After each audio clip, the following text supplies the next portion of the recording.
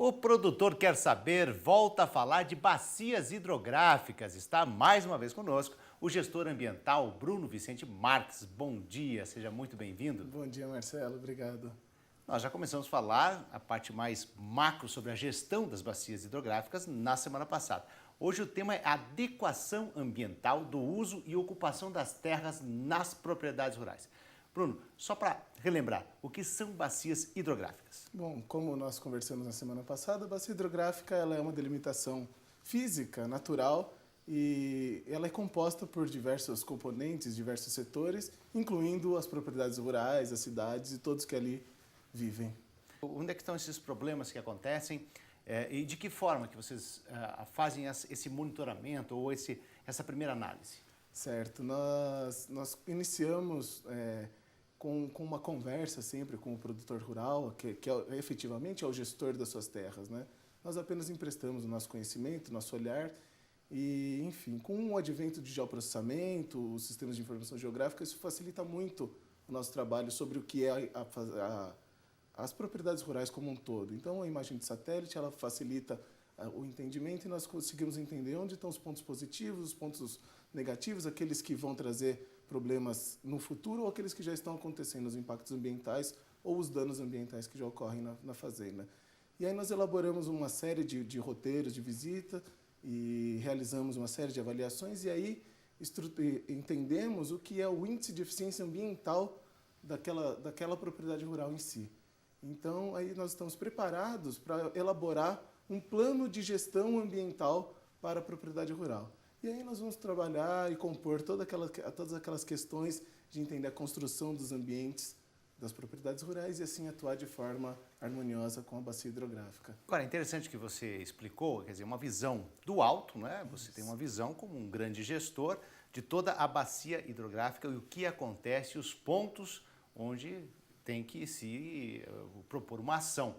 A partir do momento que você faz este levantamento, como é que é a aceitação dos produtores quando vocês chegam e apontam onde é que estão os problemas? Num primeiro momento isso causa um impacto muito grande, porque o produtor, o proprietário rural que ele está no dia a dia naquela fazenda e muitas coisas são ocultas, né, como um processo erosivo, um escorrimento superficial, enfim, uma série de problemas, até mesmo na própria lavoura, os impactos que esses danos ambientais causam, por exemplo, num desempenho econômico da propriedade. E aí nós chegamos com índices, e geralmente nós trabalhamos com índices percentuais e, por exemplo, podemos chegar e falar assim, a fazenda está com 40% de eficiência ambiental.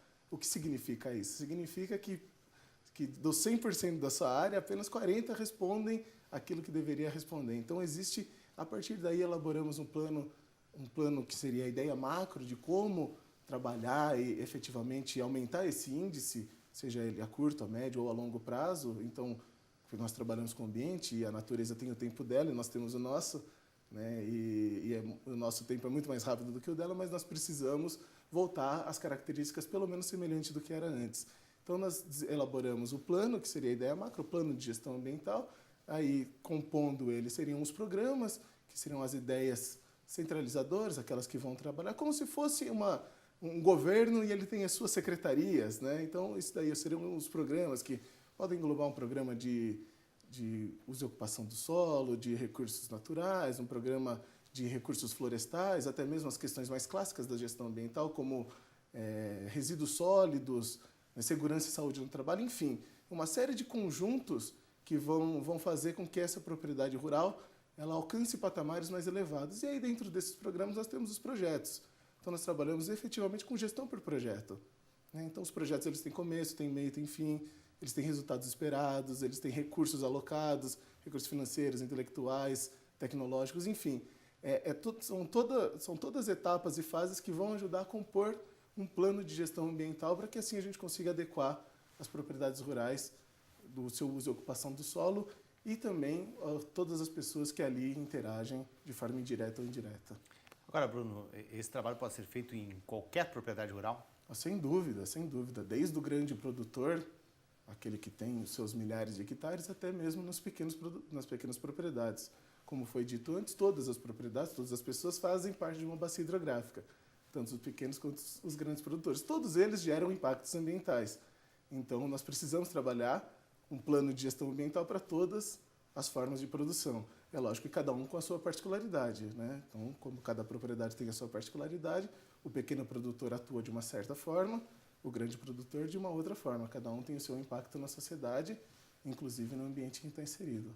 Quer dizer que não existe uma receita única, né? Vocês fazem essa análise, como você explicou, uma análise muito detalhada, já vão com um embasamento muito forte, né? Para chegar nessa comunidade e poder fazer as propostas necessárias de mudança.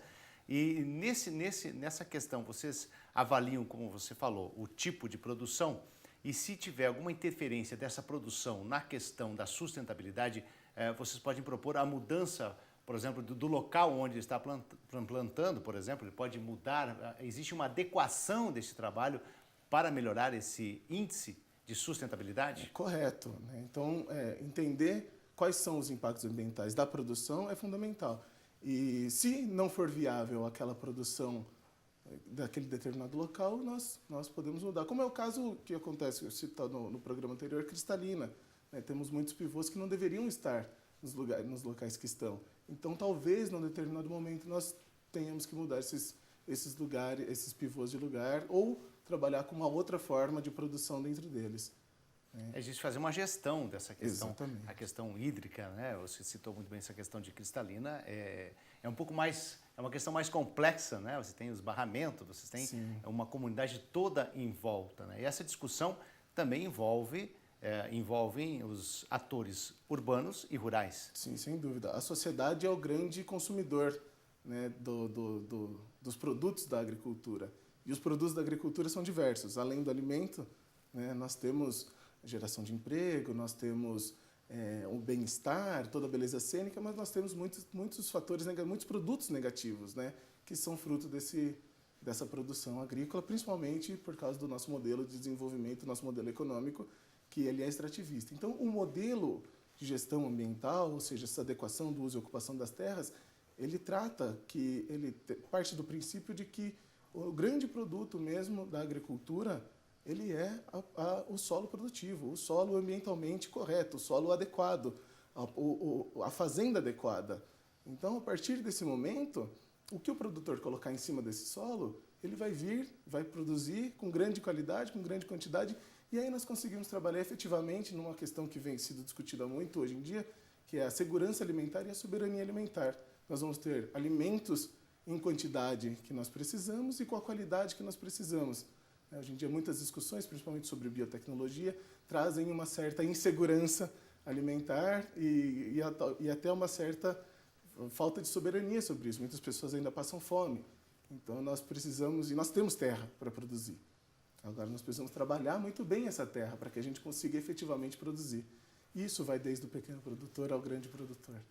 Quer dizer, a diversidade que nós temos hoje no Brasil, né, e vai justamente da pequena propriedade, a grande propriedade, mas esse conjunto, algumas bacias hidrográficas, você tem uma mistura disso tudo. Sim. Entre a pequena, a média e a grande propriedade. Nós temos uma mistura entre pequena, média, grande propriedade, áreas urbanas, áreas de condomínio, áreas de aglomerados. Então, entender como esse conjunto de ações e como foi falado anteriormente, entender como essa sociedade que ali vive, ela consegue fazer o seu autocontrole, a sua autogestão e potencializar efetivamente quais são os produtos positivos da bacia hidrográfica e, principalmente, trazer de volta essa questão mais holística do que é a propriedade rural, do que é esse sentimento do que é o campo. Hoje em dia nós excluímos as pessoas do campo, né? O campo é uma coisa ruim, mas na verdade não, ele é a nossa fonte.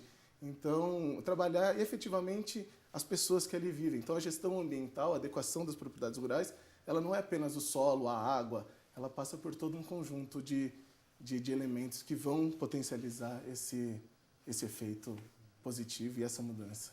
Gestor ambiental Bruno Marques continua aqui com a gente. Agora nós vamos fazer uma pequena pausa, mas é rapidinho, depois do intervalo nós voltamos a falar sobre adequação ambiental nas propriedades rurais. Até já!